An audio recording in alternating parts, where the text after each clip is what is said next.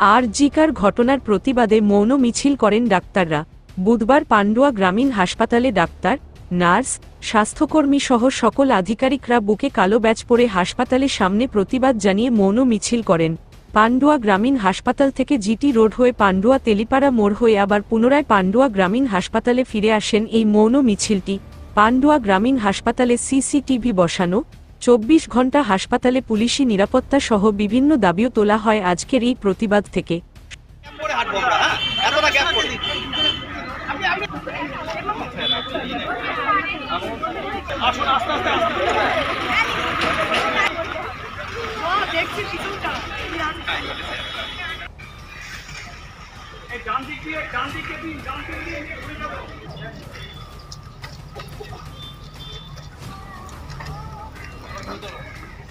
একদম যেন আমার পকেটের মতো দেখা যায়। দেখো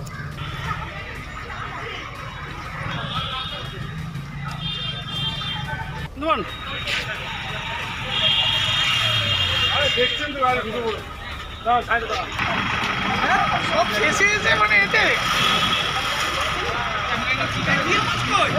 আর ওই গেট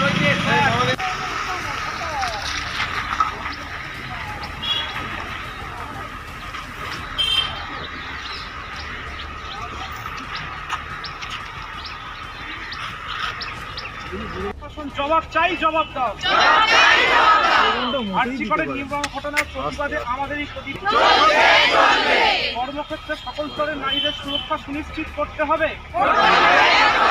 হাসপাতালে অবিলম্বে অপরাধীদের গ্রেফতার ও দৃষ্টান্তমূলক শাস্তির দাবিতে আমাদের এই প্রতিবাদ মিছিল চলছে, চলবে।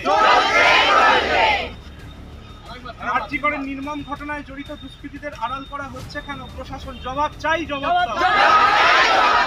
প্রতিবাদে আমাদের এই প্রতিবাদ চলছে, চলবে। আমাদের আজকের এই মিছিলটা হচ্ছে আরজিকরে যে ন্যাক্কারজনক ঘটনাটা ঘটেছে আমাদের যে মহিলা ডাক্তারের সঙ্গে, সেই ঘটনার আজকের বিরুদ্ধে সেই প্রতিবাদে আমরা আজকে কালো ব্যাজ করে একটা মৌন মিছিল করেছি। যে মিছিলে আমাদের মূলত মেন দাবি হচ্ছে যাতে যিনি অপরাধী বা যারা অপরাধী এখানে দৃষ্টান্তমূলক শাস্তি পেয়ে যাতে ভবিষ্যতে কেউ এরকম এত খারাপ কাজ করার কথা ভাবতেও না পারে। আর আমরা যাতে স্বাস্থ্যকর্মীরা, বিশেষ করে মহিলা স্বাস্থ্যকর্মীরা যাতে নিজের কনফিডেন্সের সঙ্গে ডিউটি করতে পারি, যাতে কোনো আমাদের মানে সিকিউরিটি নেই এরকম হীনমন্যতাতে আমরা যাতে না ভুগি, সেই জন্য আমাদের সিকিউরিটির দাবি।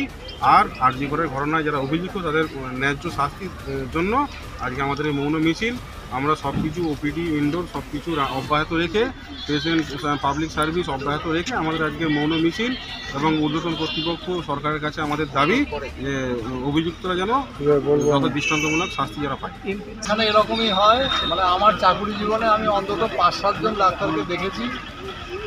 তাদেরকে শারীরিক নিগ্রহের কারণে তাদের শরীরে মানে চিরস্থায়ী ক্ষতিগ্রস্ত হয়েছে। একজন কৌশিক পাল বলে একজন ডাক্তার ছিলেন, তার ঘুষিতে তার কান পর্দা ফেটে গেছিলেন, সে এখনও সেলাই করা সম্ভব হয়নি। হ্যাঁ, বেশি দিনের কথা বলবো না, আজ থেকে দিন 15-20 আগের কথা। আমাদের most senior person doctor Shankar Narayan Sarkar একটি স্নেক বাইটের পেশেন্ট নিয়ে, পেশেন্টটার ক্যাটাস্ট্রফি হয়ে গেছিলো, পেশেন্টটার অবস্থা খারাপ হয়ে গেছিলো, কিন্তু হঠাৎ মানে ট্রান্সফার করার প্রোটোকল নিয়ে হঠাৎ ওনার কলার ধরে থাকে। পাশে সিভিক উপস্থিত ছিল, কিছু করতে পারেনি। অ্যাকচুয়ালি 5 লক্ষ পপুলেশনের ব্লক এটা। হ্যাঁ, সেখানে সবসময় ডিউটিতে আছে একজন মাত্র মেডিকেল অফিসার। তার পক্ষেই 5 লক্ষ পপুলেশনের লোককে ক্যাটারিং করা সম্ভব নয়। একজন সিস্টার, একজন ডাক্তার, একজন গ্রুপ ডি স্টাফ, সে এত বড় ব্লকের এই যে বিপুল পরিমাণ যে ইমার্জেন্সি রাশ, এবং এখন রাস্তাঘাট ভালো হয়েছে, মোবিলিটি সাপোর্ট ভালো হয়েছে, তার ফলে অত্যন্ত প্রত্যন্ত জায়গা থেকে, ইভেন বর্ধমান থেকে, যেমন বুলবুলিতলা, হ্যাঁ, এইসব জায়গা থেকে পেশেন্ট আমাদের এখানে অনেক আসে। সিকিউরিটি সেগুলো মানে অনেকটাই মানে প্রয়োজনের তুলনায় অপ্রতুল। 2 জন সিভিক পুলিশ আপনাদের পাড়া, হ্যাঁ, যারা সিভিক ভলান্টিয়ার বলে আছেন, তারা কি অ্যাকচুয়ালি কোনো নিরাপত্তা রক্ষী? এই কথা আমাকে বলতে হবে। সিভিক ভলান্টিয়ার ভাষায় সিকিউরিটি গার্ড না নিরাপত্তা রক্ষী? কি করে নিরাপত্তা দেবে? প্রথম কথা হচ্ছে, কিছুদিন আগে একটা প্রচণ্ড দুঃখজনক এবং নিন্দনীয় ঘটনা আরজিকর মেডিকেল কলেজে ঘটে যায়। একজন সেকেন্ড ইয়ার চেস্ট মেডিসিনের পিজিটি, তাকে নির্মমভাবে হত্যা করা হয় এবং ধর্ষণ এবং হত্যা করা হয়, এবং অপরাধীদের এখনও কোনো রকম দৃষ্টান্তমূলক শাস্তি হয়নি। এবং আমাদের মেডিকেল ফ্র্যাটার্নিটিতে আমাদের একজন কলিগ, আমার একজন সিনিয়র দিদি হিসাবে এটা আমাদেরই পক্ষে খুব নিন্দাজনক ব্যাপার। আমি চাই অবিলম্বে দোষী শাস্তি পাক এবং আর কোনো আমার বোন, আমার মা, তাদেরকে অভয়া নাম নিয়ে যেন আর পৃথিবী থেকে না বিদায় নিতে হয়, এটুকুই আমি বলবো। This much I can say. এবং আর একটা ব্যাপার বলি, সেটা হচ্ছে পশ্চিমবঙ্গের প্রত্যেকটা জায়গায়, প্রত্যেকটা কর্মস্থানে, হেলথ ফেসিলিটিতে, যেখানে বিশেষ করে মহিলারা কাজ করেন এবং আমাদের হাসপাতালেও ইমিডিয়েট সিকিউরিটির ব্যবস্থা করা হোক। কারণ আমরা অনেকটা ইনসিকিউরিটিতে ভুগি, ডিউটি করতেও ভয় পাই। এই সিকিউরিটির ব্যাপারটা যদি একটু খতিয়ে দেখা হয় খুব ভালো হবে, কারণ আমাদের সাথে অনেক রকম ফেস করতে হয়। আপনারা এক্ষুনি ডক্টর শিবশঙ্করের ইন্টারভিউ নিলেন, ওনাকে অনেকবার অ্যাসল্টেড হতে হয়েছে এবং পান্ডুয়াতে এরকম অ্যাসল্টেড হিস্ট্রি অনেক আছে। এবং আমার বক্তব্যটা শুধু পান্ডুয়া হসপিটাল নয়, ভারতবর্ষের সব জায়গাতেই যেন প্রত্যেকটা ডাক্তার তাদের কর্মরত জায়গায় সিকিউরিটি অবশ্যই পান।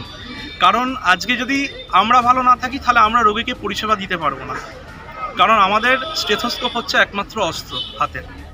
সুমন চক্রবর্তীর রিপোর্ট, হুগলি টাইমস।